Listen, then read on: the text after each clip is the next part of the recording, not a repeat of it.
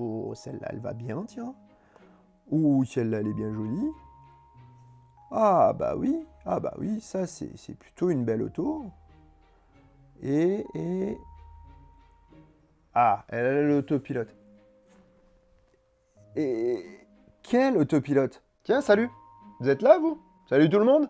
Bienvenue pour ce nouvel épisode du Choucroute Garage, où on va regarder quels sont les types d'autopilotes qu'on va pouvoir trouver sur les Tesla et comment les reconnaître. Parce que quand on achète une Tesla d'occasion, c'est pas facile de s'en sortir.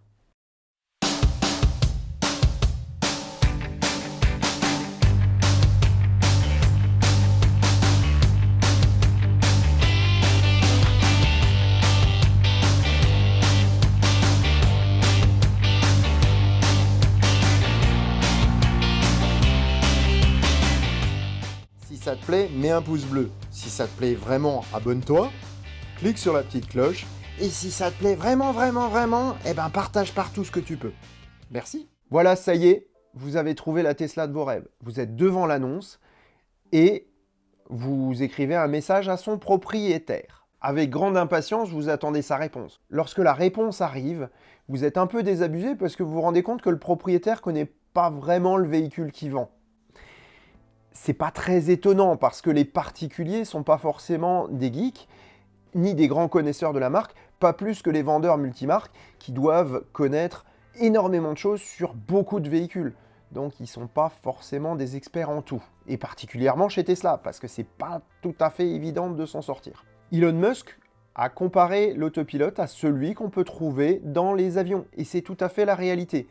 Puisque l'autopilote ne conduit pas à votre place, mais avec vous. Il faut rester attentif, au moins autant que si on n'avait pas du tout d'autopilote. La première mouture du système s'est appelée l'autopilote tout court, mais aujourd'hui on l'appelle AP1 ou autopilote 1. Le système a été développé chez Mobileye. Loin d'être une inconnue dans le monde de l'automobile, Mobileye avait présenté un système de lecture des panneaux sur l'Opel Insignia dès 2008. Niveau hardware, ce premier système se compose d'une caméra haute résolution à l'avant qui est en noir et blanc et de 12 capteurs ultrasoniques répartis autour de la voiture. La caméra de recul n'est pas connectée au système. Donc toutes les Tesla disposant de ces éléments peuvent avoir l'autopilote 1, mais c'est pas toujours le cas et on va voir pourquoi. En effet, à partir d'octobre 2015, toutes les voitures produites disposaient de tous les éléments nécessaires à l'autopilote, mais ils n'étaient pas activés à moins d'avoir payé l'option. On pouvait également prendre l'option après coup à partir de son compte Tesla, mais c'était un peu plus cher. En juillet 2016, Tesla arrête son partenariat avec Mobileye. Et ce sont les propres équipes du constructeur qui se lancent dans l'aventure pour créer un système totalement nouveau. À partir d'octobre 2016, toutes les voitures sortant de l'usine Tesla sont équipées du nouveau système autopilote. Le système est composé d'un nouvel ordinateur, de 8 caméras, 3 dans le pare-brise, 2 dans les répétiteurs de clignotants, 2 dans le montant central latéral de la voiture, et la caméra de recul se retrouve connectée au système. Lors d'une mise à jour en février 2017, tous les clients qui avaient l'autopilote se retrouvent avec un autopilote 2. Le système fonctionnait extrêmement mal et était pourri de bugs. Ça a fait des gorges chaudes chez les clients Tesla, croyez-moi. À coup de mise à jour, il a fallu 2 ans à Tesla pour rattraper son retard sur la P1.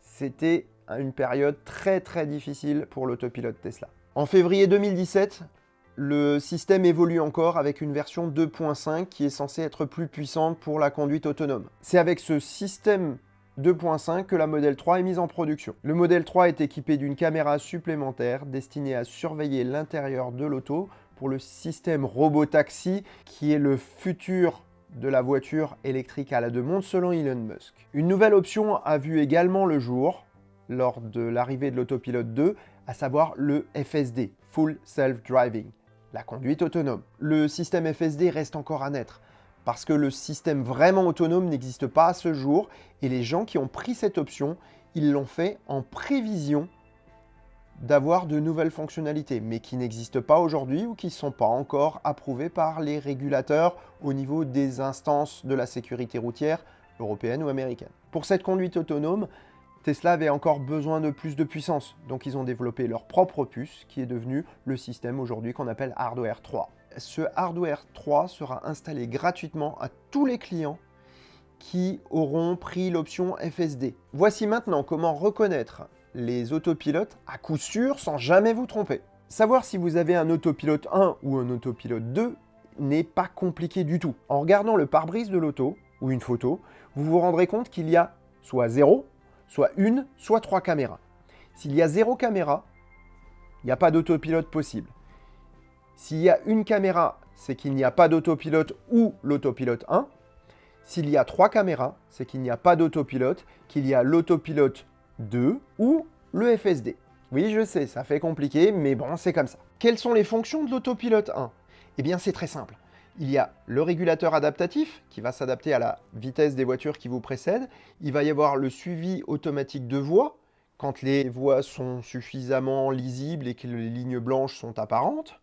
Vous allez avoir le changement de voie automatique en mettant le clignotant. Il va y avoir le parking automatique en créneau ou en bataille.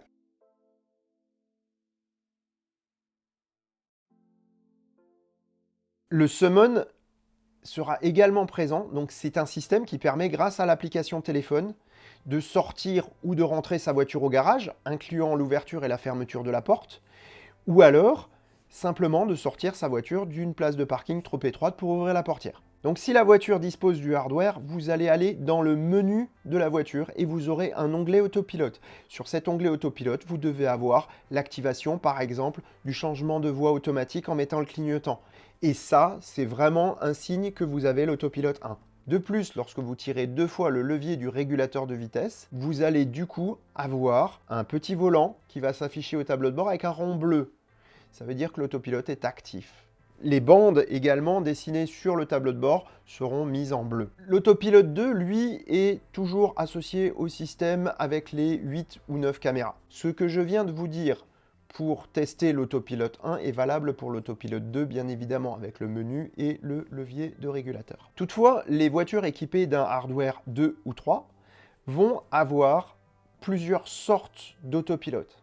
Ouais, je sais, ça devient compliqué. Le premier autopilote apparu avec ce deuxième système est l'Enhanced Autopilot, ou autopilote amélioré, désigné chez Tesla par l'acronyme EAP. Ce système comporte toutes les fonctionnalités de la P1, plus certaines autres. Les 8 caméras permettent de bien contrôler le trafic. On va avoir un système également qui s'appelle Navigate on Autopilot, qui va permettre à la voiture de changer d'autoroute sans intervention. Alors ça fonctionne plus ou moins bien, mais c'est plutôt pas mal. On va avoir également le dépassement automatique influencé par la voiture. C'est-à-dire que la voiture va vous proposer de changer de voie lorsque vous pouvez rouler plus vite. Et il suffit de valider en mettant le clignotant. Très sincèrement, cette fonction, je ne l'utilise pas trop souvent. L'autre système qui existe sur l'EAP et qui n'est pas sur l'autopilote 1, c'est l'Enhanced Summon. Ce système vous permet d'appeler votre voiture si elle est à moins de 45 mètres et que vous avez un contact visuel avec elle. Vous allez appuyer sur un bouton et elle va venir vous rejoindre, toute seule. Ouais.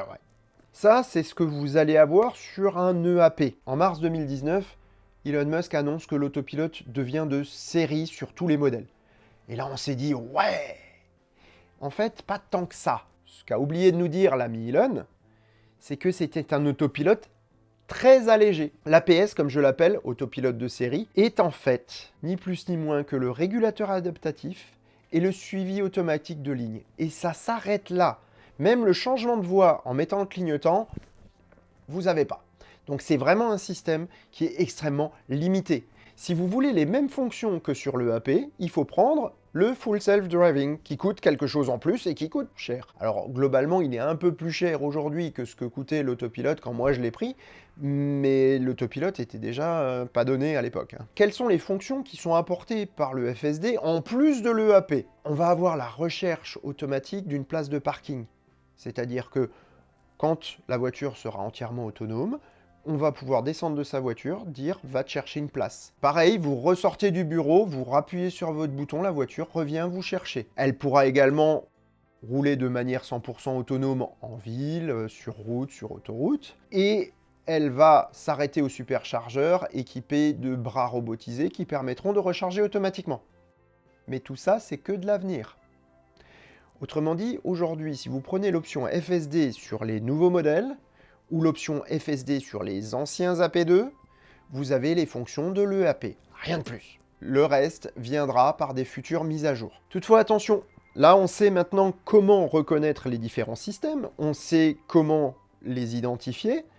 Par contre, le système n'est pas forcément figé. On a vu qu'on pouvait acheter après coup l'autopilote si le hardware était présent. Donc si la voiture que vous convoitez sur une annonce, par exemple, n'a pas d'autopilote ou n'a pas le bon autopilote, à vous de voir si on peut faire une mise à jour. Voici les différentes configurations dans lesquelles une mise à jour est possible techniquement.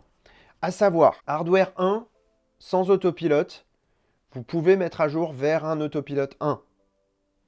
Hardware 2 sans autopilote, upgrade possible vers autopilote 2. Hardware 2 avec autopilote, possibilité de mise à jour vers FSD. Hardware 2.5 ou 3 avec autopilote standard qu'on peut mettre aux normes du FSD. Si vous convoitez une Tesla avec une mise à jour qui reste à faire, faites-la faire par son ancien propriétaire.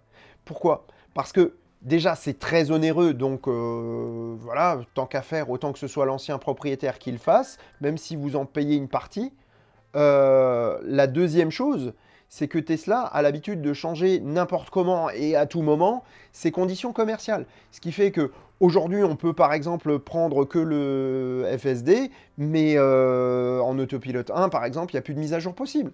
J'en sais rien. D'ici demain, tout peut changer, mais tant qu'à faire, si l'ancien propriétaire le fait, vous ne risquez pas, après les 15 jours, 3 semaines, 1 mois, pour faire mettre à jour l'application et la faire mettre à votre nom par le constructeur, que les conditions aient changé et que vous ne puissiez plus faire la mise à jour convoitée. Donc voilà, ça c'est un petit conseil. Désormais, vous savez comment reconnaître les autopilotes, vous savez également quelles sont leurs fonctionnalités, ce qui vous permet de déterminer quel modèle d'autopilote vous conviendrait. Et du coup, quelle voiture vous conviendrait dans quel budget. Dernier petit truc qui marche parfois.